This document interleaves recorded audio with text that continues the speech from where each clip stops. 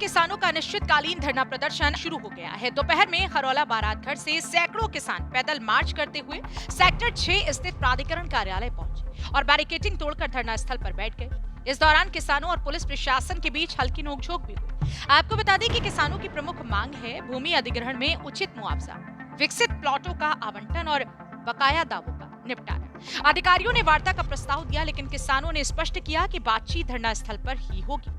कोई ठोस समाधान न मिलने पर किसानों ने घोषणा की कि जब तक मांगी पूरी नहीं होती तब तक नोएडा प्राधिकरण के बाहर ये अनिश्चितकालीन धरना जारी रहेगा।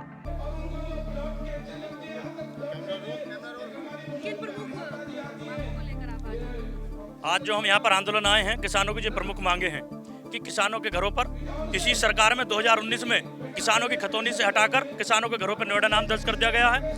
आज किसान के घर नहीं है, नोएडा प्राधिकरण ने अपना घर बताता है। तो हमारी जो पहली प्रमुख मांग है यही है कि किसानों के घरों पर किसानों का नोएडा नाम दर्ज हो, किसानों की आबादियाँ जहाँ पर हैं जैसे के आधार पर छोड़ी जाए।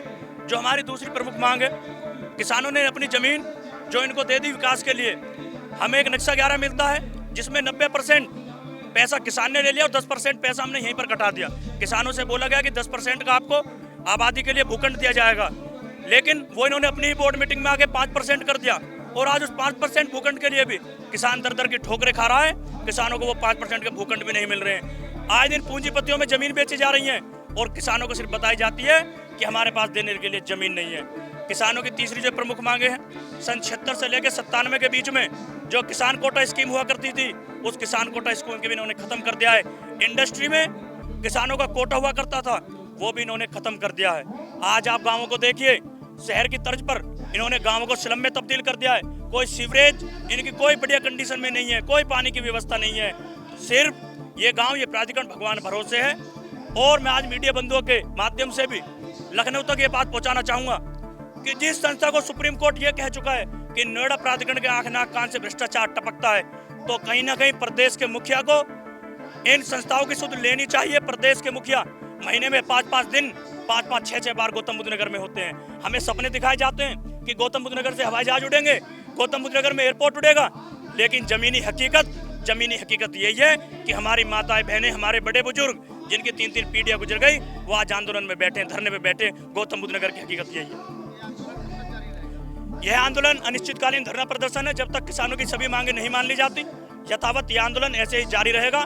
ये हमारी बातों को आराम से मानेंगे तो मानेंगे, वरना हम इस प्राधिकरण में तालाबंदी करेंगे और हम इन अधिकारियों को भी यहाँ पर काम नहीं करने देंगे। कितने गांव के किसान यहाँ मौजूद हैं और ये क्या रणनीति अपना रहे हैं? नोएडा के यहाँ पर 81 गांव के किसान है, लेकिन समर्थन में, क्योंकि गौतम बुद्ध नगर में सभी किसानों की लगभग एक ही मांग है, तो पूरे गौतम बुद्ध नगर से यहाँ पर किसान मौजूद है।